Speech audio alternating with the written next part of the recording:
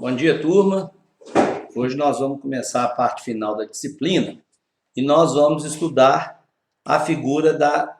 Vamos começar o estudo, na verdade, da figura da execução no processo do trabalho. A execução no processo do trabalho, ela é também regulamentada pela CLT, né? E ela trata, a CLT trata da liquidação, né? No título 10, no capítulo 5, sob o título da execução. Senhores, a liquidação de sentença no processo do trabalho, ela tem uma previsão específica e ela tem uma forma própria.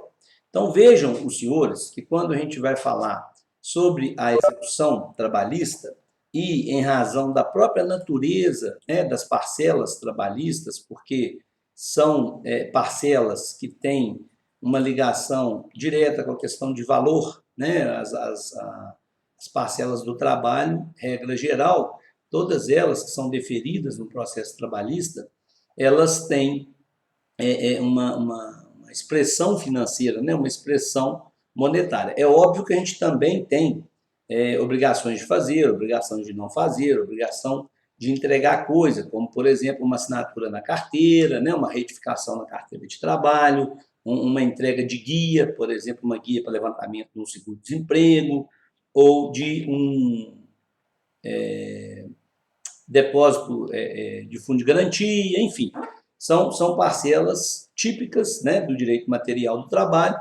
Portanto, a nossa sentença, ela vai, quando ela é prolatada, ela vai constar essas parcelas e nem sempre ela vai ser líquida, ou seja, nem sempre ela trará na sentença o valor específico de cada parcela. Então, regra geral, o juiz condena ao pagamento de horas extras, o juiz condena ao pagamento de aviso prévio, o juiz condena ao pagamento de 13º salário, diferença salarial com reflexo, enfim. Essas sentenças condenatórias do processo do trabalho, elas tornam certo a parcela, né? E o débito, a condenação ao pagamento.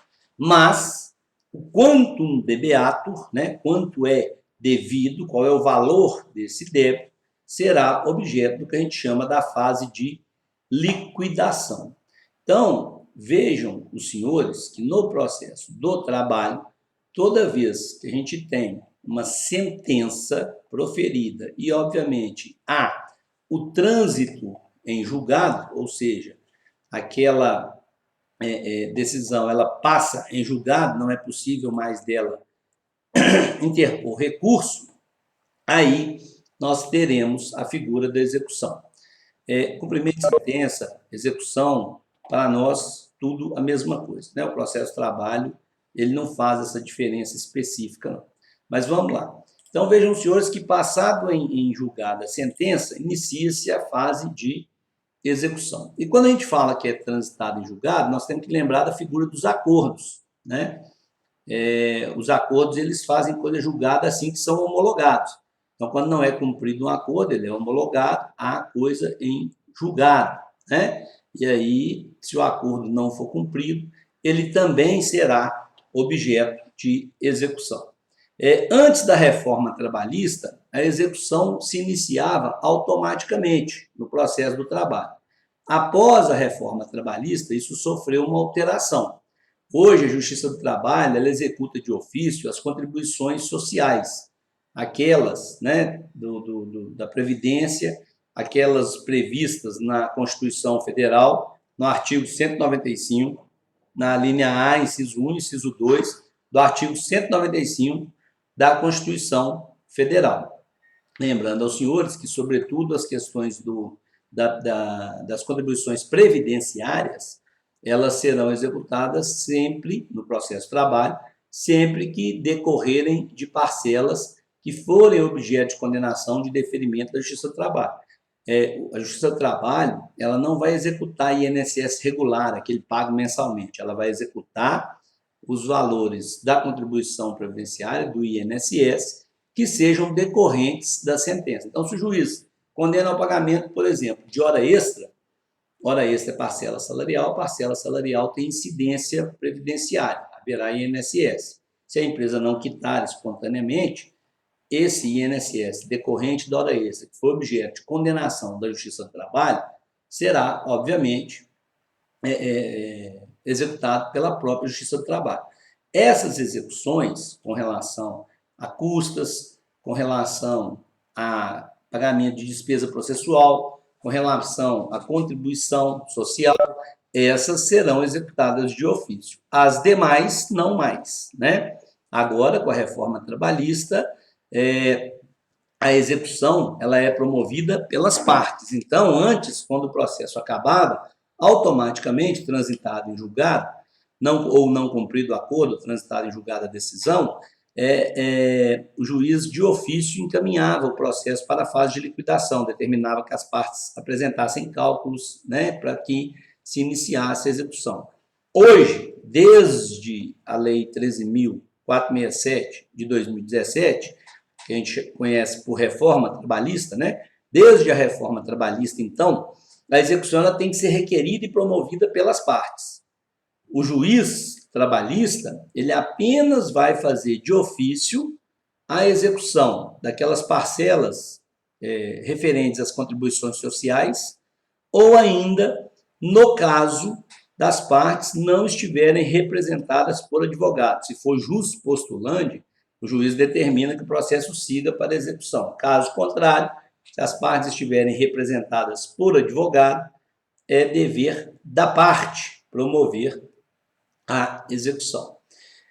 No processo de trabalho, senhores, uma vez transitado em julgado, pode o devedor, né, o reclamado ou o condenado a pagar algum valor na Justiça do Trabalho, ele pode fazer o pagamento da parte da Previdência Social, né? Ele faz um depósito, recolhe a Previdência Social, sem prejuízo de depois de responder por alguma eventual diferença. Então, por exemplo, se ele faz um acordo com o reclamante, paga o reclamante, ele já pode pagar também a Previdência Social, depois será apurado se o valor está correto ou não, e aí, eventualmente, havendo diferença, será feita uma execução, como a gente falou aqui, por se tratar de parcela da Previdência Social, uma execução ex officio, ou seja, o próprio juiz determina o início da execução, e aí, havendo diferença, deverá o reclamado ou o devedor pagar essa diferença.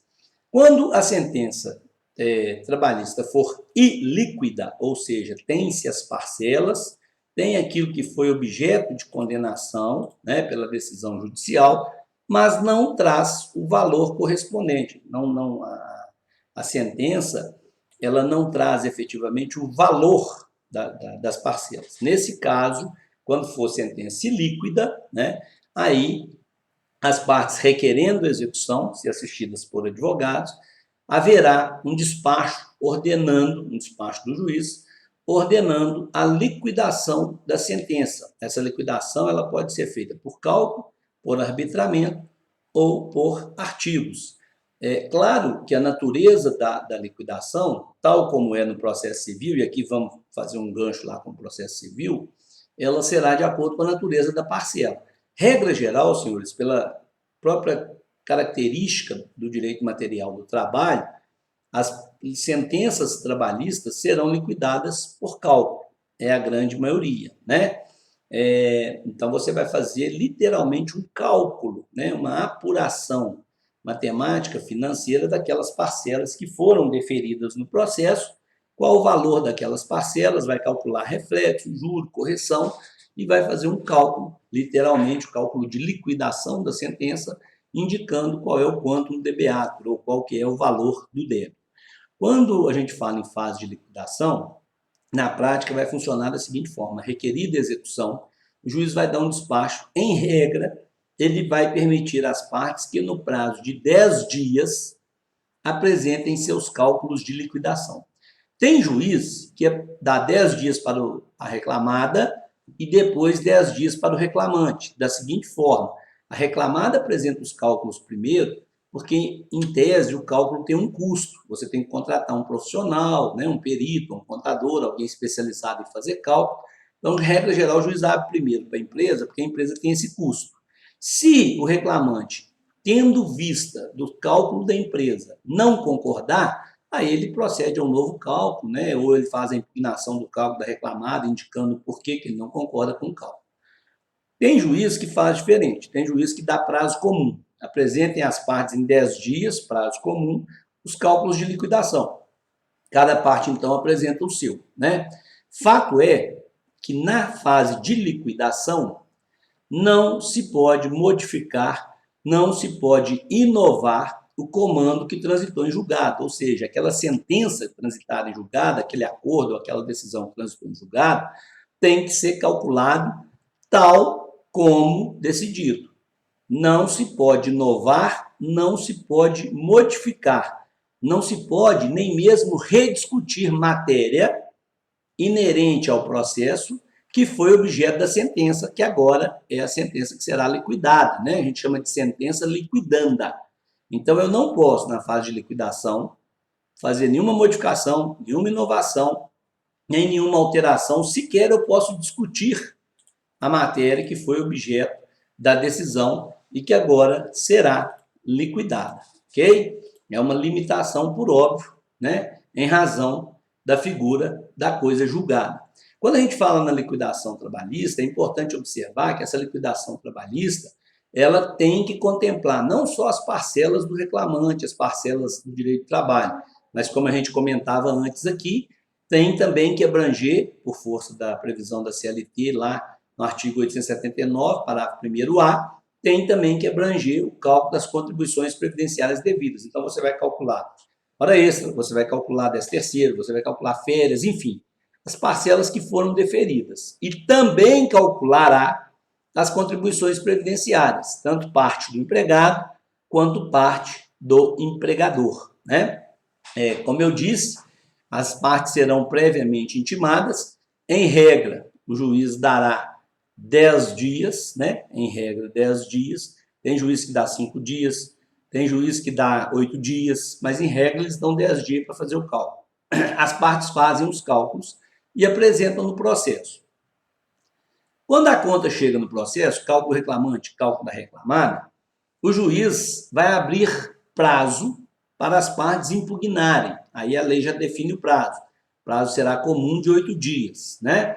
Parágrafo 2º do artigo 879. Aí as partes terão 8 dias para se manifestar, para impugnar de forma fundamentada, e de forma fundamentada significa indicar os itens e os valores que discorda, caso discorde do cálculo da outra parte. Então, por exemplo, se o reclamante não concorda com o cálculo da reclamada, ele tem que fazer uma impugnação e apresentar de forma fundamentada por que não concorda, qual valor que ele não concorda, qual item, qual critério de apuração que ele não concorda, e vice-versa. Se a reclamada não concorda com o cálculo apresentado pelo reclamante, ela tem, então, que apresentar no processo uma impugnação de forma fundamentada e indicar quais são os itens e quais são os valores que ela discorda, né? Se as partes não fizerem isso no prazo de 8 dias, prazo comum, não manifestar sobre o cálculo da outra parte, restará preclusa a manifestação, né? Aí você depois não vai poder impugnar mais. Ou você faz essa impugnação agora, nesse prazo de 8 dias, quando tiver vista do cálculo da parte contrária, ou não poderá mais fazer a impugnação desse cálculo, certo? Caso, senhores, o juiz determine que a conta, né, o cálculo, seja elaborada pelos auxiliares da Justiça do Trabalho, e aqui vai um detalhe. A Justiça do Trabalho ela tem um departamento, uma divisão interna, que se chama Secretaria de Liquidação de Cálculo Judicial. Essa Secretaria de Liquidação de Cálculo Judicial, quando foi criada, o objetivo era que ela fizesse os cálculos de todos os processos trabalhistas. Mas, em razão da demanda, né, a Justiça do Trabalho alega que não tem mão de obra suficiente para fazer os cálculos. Tem caso que a parte está com jus postulante, que o juiz determina que a secretaria, principalmente sua parte reclamante, né, que a Secretaria de Cálculo da Justiça do Trabalho faça esses cálculos. Então, é possível, né, é possível que esse órgão auxiliar da Justiça do Trabalho, chamado de SLCJ, Secretaria de Liquidação de Cálculo Judicial, faça essa conta, faça esses cálculos, né? E aí o juiz já intima a reclamada para tomar conhecimento do cálculo, a reclamada querendo vai impugnar e apresentar os seus cálculos dizendo por que discorda daquele. Mas é fato que pode ser feito pela Justiça do Trabalho. Não é comum, mas é possível. De toda forma, senhores, quando apresentado o cálculo, geralmente, só para fazer um adendo aqui, quando o cálculo é mais complexo, aí os juízes determinam perícia, né? Cada parte faz o seu cálculo. Quando o cálculo é mais simples, eles mandam para a SCLJ. Mas vamos lá. Então, as partes vão apresentar o cálculo, uma vai impugnar, o outro vai impugnar. Beleza.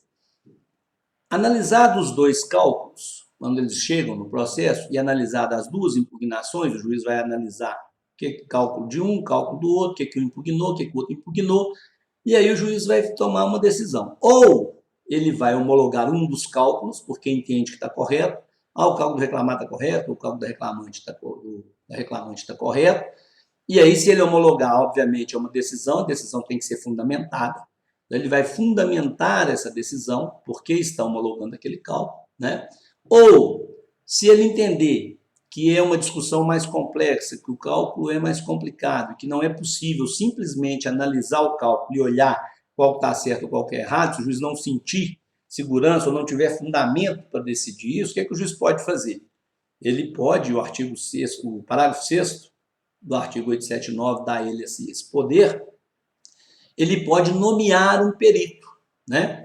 Aí ele vai fazer a nomeação de um perito oficial, um perito lá de confiança do juízo, cadastrado lá na vara, e esse perito, então, fará os cálculos de liquidação do processo. E a regra geral, senhores, é que a reclamada custeie o valor da perícia. Ou ainda, caso o cálculo da reclamada esteja correto e o reclamante tenha apresentado um cálculo equivocado, aí sim o juiz pode determinar que os cálculos do perito sejam pagos, né, pelo reclamante, porque seus cálculos estavam equivocados. A bem da verdade, o correto seria quem ficar mais distante, mais longe do cálculo da perícia, por exemplo, reclamada apresentou um cálculo de 15 mil, reclamante um de 25, a perita falou que é 17 o valor certo, fez a perícia 17 mil. Quem está mais perto de 17 mil? A reclamada, que falou que era 15. Então, o reclamante, o que está mais longe, paga os cálculos. Mas, na prática, o que a gente tem visto é que os juízes, a maioria dos juízes, entendem que, por não ter quitado a obrigação, por ter deixado de iniciar a fase de execução, por não quitar quando transitou em julgado, a reclamada deu causa à execução, já que não pagou, e dando causa à execução, em regra, os juízes têm atribuído à reclamada o dever e a obrigação de pagar esses cálculos. Então, ó, se for caso de divergência de cálculos e complexidade que o juiz não entenda ter condição de fundamentar e decidir por um dos cálculos das partes, em razão justamente dessa complexidade, ele vai determinar a perícia será feita, né? Aí ele vai arbitrar os honorários do perito, o perito vai apresentar os cálculos, o juiz vai fixar o valor dos cálculos, dos honorários do perito que fez o cálculo, e a parte sucumbente, a parte que perder, é que vai pagar esses honorários, né? Se o reclamante perder, ele paga, se a reclamada perder, ele paga. Mas com a ressalva que eu disse, de que os juízes têm entendido que quando a reclamada não quita espontaneamente a execução, ela dá causa, né, ao procedimento de cumprimento de sentença, e por isso ela teria que pagar não só as custas da execução, mas também as despesas da execução. Então, isso é um ponto importante que a gente tem que observar. Muito bem. Feito a perícia, o juiz vai dar vista para o reclamante e para o reclamado. Eles terão um prazo para manifestar sobre a perícia, né? Eles podem questionar o perito, apresentar quesitos, por exemplo, sobre os cálculos, eles podem fazer impugnação dos cálculos apresentados pelo perito. O perito, então, terá a vista da impugnação, fará esclarecimento.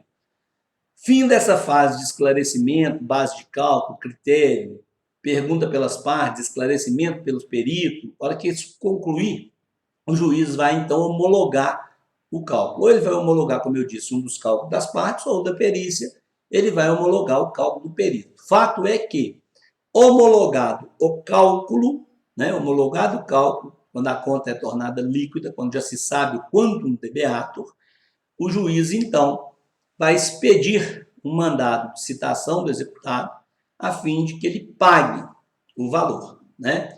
Ele vai ser intimado, literalmente, através de uma citação de execução, para que ele faça o pagamento. E na Justiça do Trabalho, esse mandado, essa citação, ela pode ser feita na pessoa do seu advogado, né? Então, se ele tem advogado, pode intimar o advogado né, intimo reclamado através do advogado, para que faça o pagamento no prazo de 48 horas. Se não fizer o pagamento no prazo de 48 horas, prossegue-se na execução. E aí é caso de penhora, né? Aí é caso de penhora, garantido o juízo, bloqueio sem júri, enfim. Tornou a conta líquida, já sabe o valor do débito, determina a expedição de mandado de penhora, mandado de execução, mandado de citação. Nesse mandado de citação, ou paga em 48 horas, ou será feita a penhora, né? E aí, no caso do não pagamento, a execução, ela vai prosseguir com a determinação da penhora de valores. Na verdade, o objetivo aqui é que se busque o recebimento, a efetividade da execução, sob pena de, não sendo paga no prazo de 48 horas a execução, o objeto da execução, seja garantida a execução, né? Se busque a garantia do juízo, o que pode acontecer com bloqueio de valores, com penhora de bens, né? Enfim, se não for paga a execução, se não for garantida a execução, esse procedimento vai prosseguir com a penhora dos bens, tanto os bens quanto forem necessários à garantia do juízo ao pagamento da importância objeto da execução, considerando custas, honorário, juros de mora, despesa processual, etc. Né? E aí, senhores, esse mandado será cumprido até que efetivamente se tenha garantia do juízo. Vai penhorar, vai bloquear, até a garantia do juízo. Aí, quando garante o juízo, é que é possível a interposição dos embargos à execução. Até a garantia do juízo, isso não é possível. Então, vejam, senhores, que essa fase de liquidação do processo de trabalho é uma fase para apurar o quanto debeato, fixar o valor da execução e garantir o juízo. Garantido o juízo com a penhora, aí sim a gente entra na fase da defesa do executado, que é o objeto da nossa próxima aula, quando a gente vai tratar dos embargos, da decisão dos embargos e do recurso cabível na fase de execução, quando há o julgamento dos embargos, ok? Alguma dúvida, senhores? Ana, Cláudia, Cristiane? Tranquilo. Sossegado? Consegui entender tudo. Cláudia, está tranquilo? Show. Ótimo. A mim também está tranquilo, professor. Não, beleza. Pelo menos por enquanto. Não, mas essa parte da liquidação é muito simples, porque na verdade a gente fala... É tranquila demais. Intimar as partes, cada uma apresenta seu cálculo. Se o juiz entender que o cálculo de uma ou de outra está correto, ele homologa. Se ele entender que não, que é necessário uma perícia, ele determina a perícia, as partes podem fazer pergunta, questionamento, impugnar o laudo pericial, né? Essa perícia faz a apuração, fixa qual é o valor que deve. O juiz, então, manda citar da execução, pode ser pela pessoa do advogado, 48 horas para pagar. Pagou, acabou a execução. Não pagou, nem garantiu o juízo, porque a pessoa pode depositar para discutir embargos. A questão é que, expedida a citação, tem que garantir a execução. Para pagar ou garantir a execução. Não garantir a execução, garantida a execução pela penhora ou pelo depósito de garantia, né, espontâneo, aí vem a possibilidade dos embargos, que é o que nós vamos ver na nossa próxima aula, quarta-feira, tá bom? Lembra muito processo civil. Bem, Lembra? na verdade, esse modelo de execução sempre foi da Justiça do Trabalho. Em 2015, com a alteração do processo civil, eles trouxeram essa modalidade para o processo civil. Então, na verdade, foi o processo civil que copiou a gente, né? Mas, enfim, é realmente tranquilo, tá bom? Beleza. Então, obrigado, um abraço e até quarta-feira, né? Se Deus quiser. Professor. Então, na quarta a gente vai estudar o quê? Na quarta nós vamos ver os embargos, objeto, embargos, decisão cabível, recurso cabível contra a decisão dos embargos, que é o agravo de petição. Beleza. Beleza? Aí nós vamos ver o embargo, o julgamento do embargo e o recurso que cabe dos embargos. Combinados? Tá joia. Combinado. Obrigada. Gente, com Deus, obrigado e até quarta, se Deus quiser. Até mais. Até. Tchau.